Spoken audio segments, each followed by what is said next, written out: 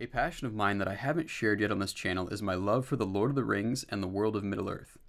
That cinematic and literary fascination brought about another obsession, that of my desire to create exquisite Churchwarden pipes. And as if that isn't enough of a challenge, I also really love making the bowl and stem from one piece of wood. No tenon joint between the stem and bowl, no tricks like gluing up two halves of the pipe, just a gorgeous smoking device made from an uninterrupted piece of wood. Many people have asked me how I create them, and I decided it was time to make a video on the process. I hope you find it enlightening or inspiring, and if you'd like to see more of them, please let me know in the comments. To start with, I like to draw up a general guideline that I can visually reference or trace onto the wood. It's also handy to have one on tracing paper for layout purposes. I'll show more about this later on, but here is a form I use for shaping the stems. In order to lay out the pipe properly for drilling and carving, I have to account for the bend that will eventually be put into the stem. To do this, I draw the outline of the bowl onto my block of wood, being mindful of where the bowl and draft holes are facing. Drawing the center line for those holes and finding their intersection can help with this. You can see that the stem will be starting out as a straight line, and to lay it out, I mark the full length of the draft hole. You'll glimpse a few different pipes throughout this video, and the same ideas apply to making each of them. Another important point when laying out your pipe is to leave some wiggle room. You'll inevitably encounter some bit wander when drilling the stem, and to accommodate this, I like to leave at least an extra ½ inch of material, 1/4 inch on either side of the bowl. It's a good idea to account for this in your side view layout as well.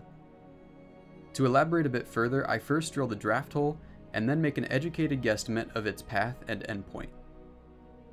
I'll then drill the bowl to line up with that point. Before I begin drilling, I like to get the top and side views of the draft hole laid out on my block. After those lines are drawn, I find the intersection of them on the end of the block to determine where my starting point is for my draft hole. You'll see that I have 3 different length bits. When drilling, I start with the shortest bit and work my way up to the longest. I feel that this helps with accuracy and avoiding excessive bit wander. As far as diameter, I mainly use 1/8 inch bits and sometimes 3mm. 1/8 inch gives a more open and standard feeling draw when you pull air through the stem. 3mm is smaller, therefore feels more constrictive, and it might not be everyone's cup of tea when it comes to smoking.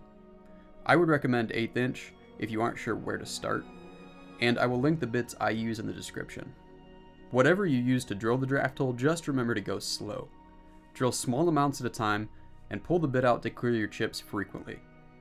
You can check your hole's trajectory by lining up a straight edge along the protruding portion of your drill bit. This isn't a flawless method, but it should give you a rough idea of your accuracy. To finish drilling at the correct depth, you can mark your bit with a piece of tape. This will give you a visual indicator of when to stop. As you can see, it appears I ended up a bit higher than intended.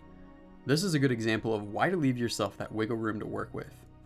At this point, I need to remark my layout based on where it appears that my draft hole ended up. Again, my method is to use a straight edge lined up with an exposed section of drill bit protruding from the draft hole.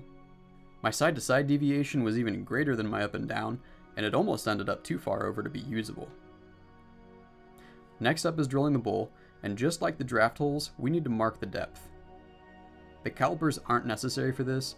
You could also hold the drill bit up to the block or even use any other straight object like a pencil to transfer the length.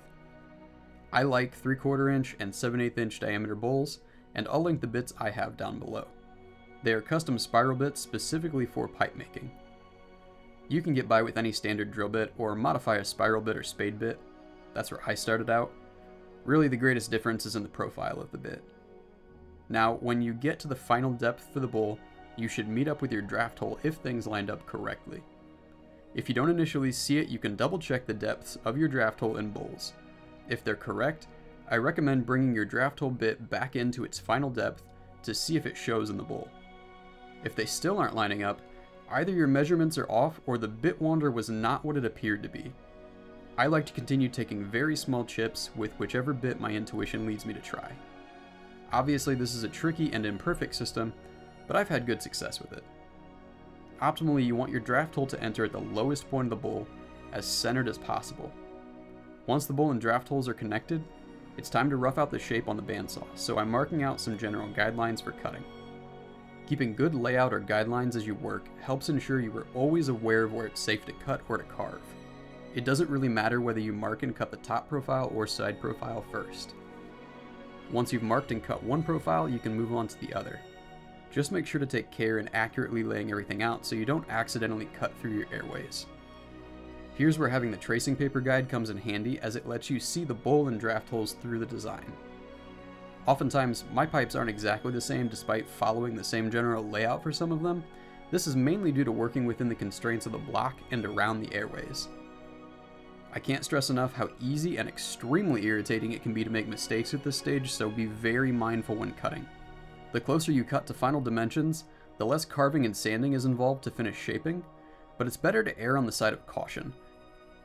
I've marked two lines here, one indicating the actual draft hole and the other showing where it would have been if centered as intended. In order to keep a relatively symmetrical and desirable aesthetic, while still maintaining an appropriate wall thickness, it's helpful to keep both of these in mind. A helpful tool for quick material removal is a Dremel or any other brand of rotary tool with a sanding drum attached. I like to knock off all the hard edges and start revealing the final shape in this stage. This particular pipe, made from a lightly figured block of cherry wood, will be fitted with a white-tailed deer antler bit. More on that after we bend the stem. For that procedure, we need some steam. I'm using a water bath canner, but any setup that transfers steam into the stem will work.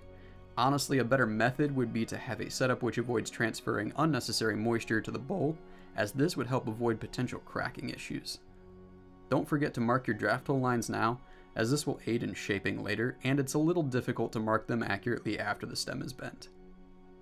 Leaving the bowl a bit thicker and then shaping it after steaming would be another potential safeguard against the risk of cracking it as it dries.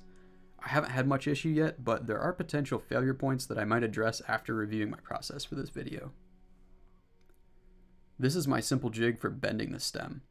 I borrowed the general idea for its construction from Arcangelo Ambrosi, a favorite pipe maker of mine who I will link in the video description. Generally speaking, I steam my pipes for about 1 hour, give or take a few minutes. When it's ready, the wood will easily bend to the form, but it is still necessary to take care in order to not damage your stem. I bend it gently and deliberately into place, utilizing the bolts, wedges, and clamps to keep it there. You could get away with less time, but I generally leave them overnight in the form. After removing it from the form, it's time to work on the bit. This can be a little tricky to do by hand. I start by flattening and truing up the mating surfaces of wood and antler using a file and/or sandpaper. Then I drill a draft hole that matches the diameter of the stem's draft hole.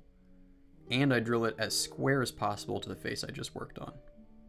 Unsurprisingly, this is easier in a drill press than by hand.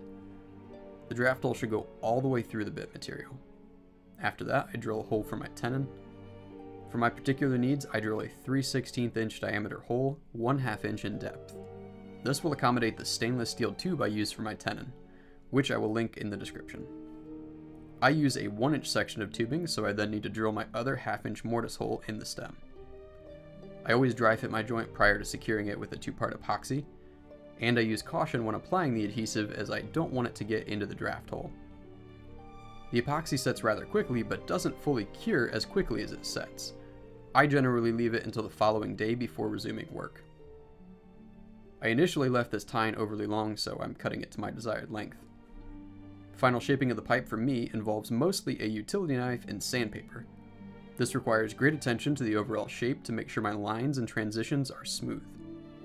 I use many different levels of sandpaper, moving from low to high grit, and making sure to remove every scratch or uneven surface before switching grits. This is critical for achieving a smooth finish. Starting with 120 grit, I work all the way up to 3000. I'll link the set of sandpaper in the description as well. A little personal brand touch is a maker's mark in the form of my logo. Cherry will naturally darken over time, but on this pipe I utilized some mahogany dye to give the wood a darker, richer look right out of the gate. Prior to staining, I taped off the antler to keep it white. I then applied a finish made from tallow and pine pitch. This is just a personal preference.